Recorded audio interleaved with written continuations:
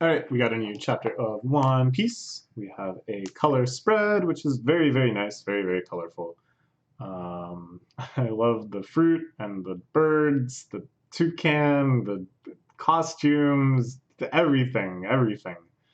There's a lot to love about this one. A nice, happy spread in an arc that is increasingly complex and unhappy. It's sometimes nice to return the simplicity of our pirates charting a course, all looking at different treasure maps, all indulging in different little pleasures. A good time to be had by all. Um, this chapter is called Gyukimaru on Bandit's Bridge. I think that's where Zoro is fighting that big guy that has the weapons and stuff that we saw right at the end of the last chapter. Probably someone that he actually has no legitimate beef with. That if he understood the circumstances of Zoro getting Ryuma's sword and why Zoro wants to take all of the rest of his weapons, would probably be totally on board, I'm guessing. But instead, because Zoro has a real communication problem, is just going to fight him for quite a while first.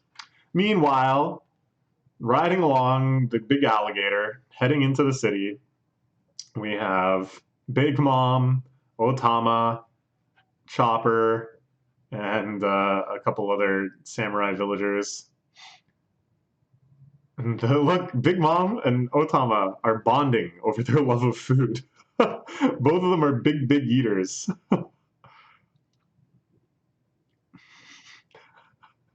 She wins their irony, returns to being Big Mom. It's only going to make things more dangerous for Luffy. Oh, poor Chopper. Chopper is in such a Doki Doki situation. Just sitting there, knowing that he's riding with one of the most powerful people in the entire world, whose happiness and calmness is based entirely on her amnesia, and that at any moment something could trigger her memory back, and then it's just a massacre. Yep, good spot to be in. Meanwhile, we're back in the labor camp. Luffy is sumo fighting everybody, even though he's got the sea stone color cuff on.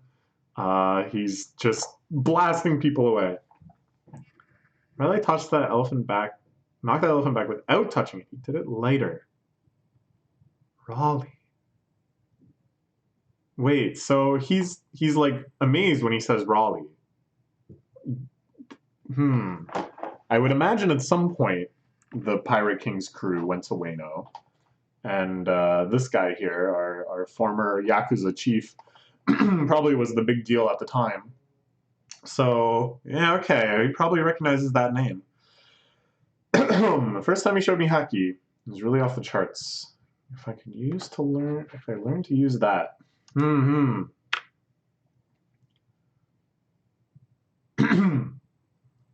It's like the plague. Battle needs time and numbers to be properly exciting. Queen sitting back, eating some noodles, enjoying watching this fight play out. Another bowl. Oh, Oshiruku. Oshiruku is like oxygen to me. I need it. It's my favorite, and it's all mine. He's waving his mouth up. That's also, of course, what Big Mom has her craving for. So could we see Big Mom versus Queen? I don't know. I kind of feel like even though Queen is much hyped, even though Queen we have every reason to expect is up there in terms of power level, up there with probably like Mochi Man, Dogtooth, Takagiri, or whatever his name is. I feel like Big Mom can still demolish this guy. That's still a tier above. And then we return to the Bandits Bridge after a little check-in there. You met Ryuma. So long to someone else I knew. I'm so a little confused by this. Fair enough. Great and undefeated swordsman. Any who dared to challenge him were cut down in an instant. Not possibly understand the value of the great Shushui. So, yeah, like it's complicated. Zoro didn't really meet Ryuma in any meaningful sense. He saw his body and got his sword, but he doesn't know the actual person at all. The world knew Wano as the land of gold. Pirates lusted after it, world nobles desired to rule it. One man stood fast and mighty against these enemies from abroad. Made it known to the world at large that Wano was the land of samurai.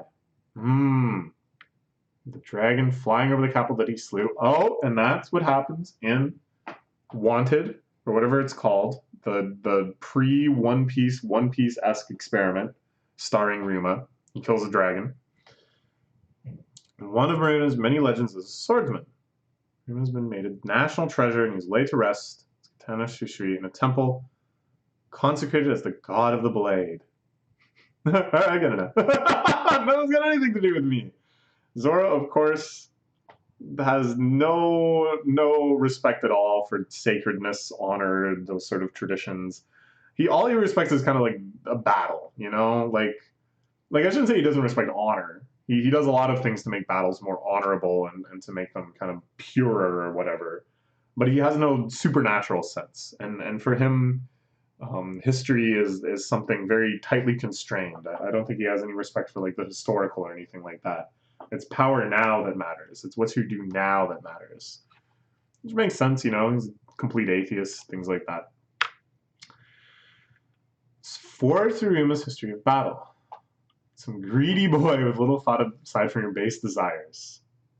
Says forged. Where's black color came from? Forged through Ryuma's history of battle. So we've seen armament haki, spirit flowing into weapons and stuff, turning them black. So is this katana perma-black because of all the haki that he infused in it time and time again? Something like that. And we've seen a number of black blades.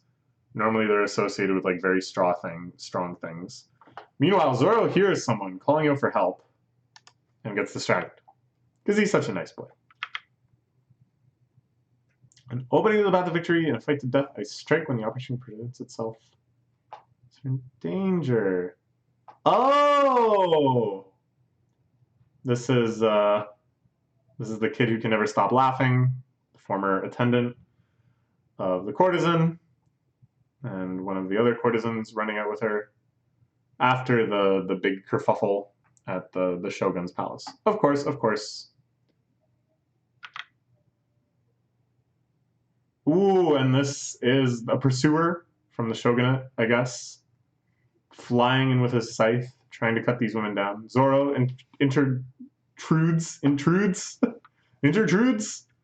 whatever, inches away from slicing her head off.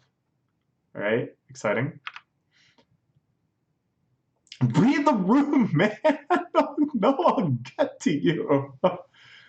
So this is another weirdo, Hitokiri Kamazo, a criminal from the capital. Why are you protecting those women? Why are you protecting the child? He just doesn't get it. This whole idea of protection just makes no sense to him. The only thing I want here is the life of that laughing bag of a kid. A laughing bag. An assassin of Orochi's posing as a criminal. No one have any other reason to kill Otoko. Yeah. See a woman and child slaughtered before my eyes, so I'll do it for a good meal and a drink. Then you got a deal. Oh, I love it. Something about that, just that little bit of extra dialogue of Zoro saying, I'll do it for a meal and a drink, you know? It reminds me of Lone Wolf and Cub.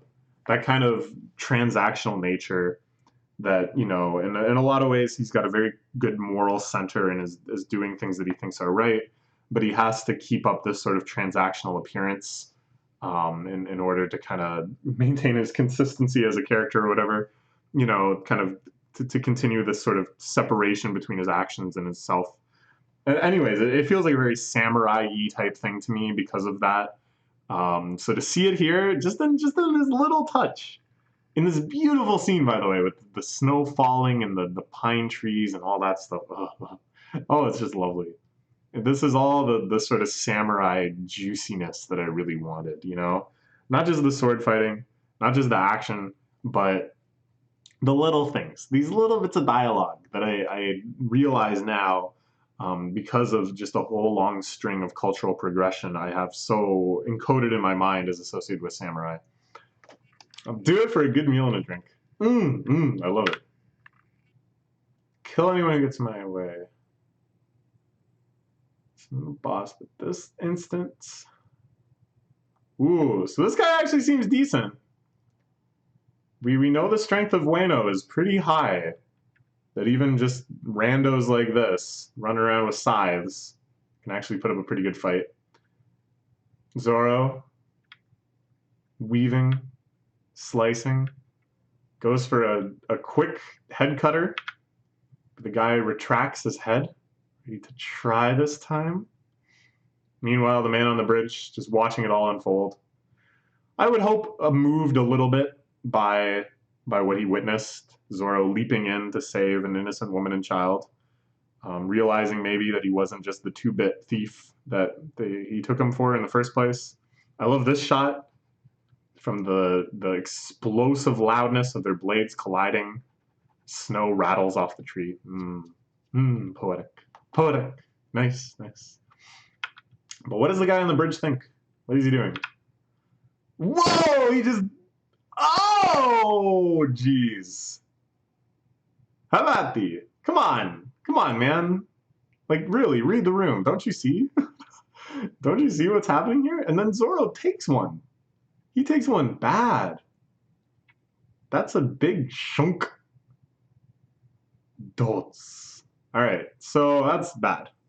But if anything, this is just going to flip Zoro's switch. And in the next 3 pages, he's going to defeat both these enemies, if anything. When has he ever been fighting without an injury? When has an injury ever slowed him down? Oh, I can't pull it loose? Holy crap. So he, like, intentionally took one in the shoulder and then, you know, tensed his muscles in order to keep it wedged in there, grabbed it, used it as his mouth sword in order to complete the insane triple slash onigiri, his signature move, as it has been all the way back since Volume 1. Fantastic. The demon cut, the rice ball, this time the purgatory onigiri. Probably just came up with the name on the spot. Probably some other pun if you know the pronunciation of purgatory in Japanese, some other sushi type food. All right, I'm super into it. Great, great fight. The guy on the bridge, let's see what he thinks of this display. Maybe Zoro will just have to fight him next chapter. Meanwhile, you know, the other stuff going on. This arc, just crazy as heck. I can't wait for everything to start really colliding. It started. We've had some pretty big incidents, but I don't think it'll be until Act 3 that we really see the perfect storm play out. Okay, that's all for One Piece for now. There should be another chapter any moment now. So we might read even more today, i.e. that'll be tomorrow for you or whatever. But yeah, okay, that's all. Bye-bye.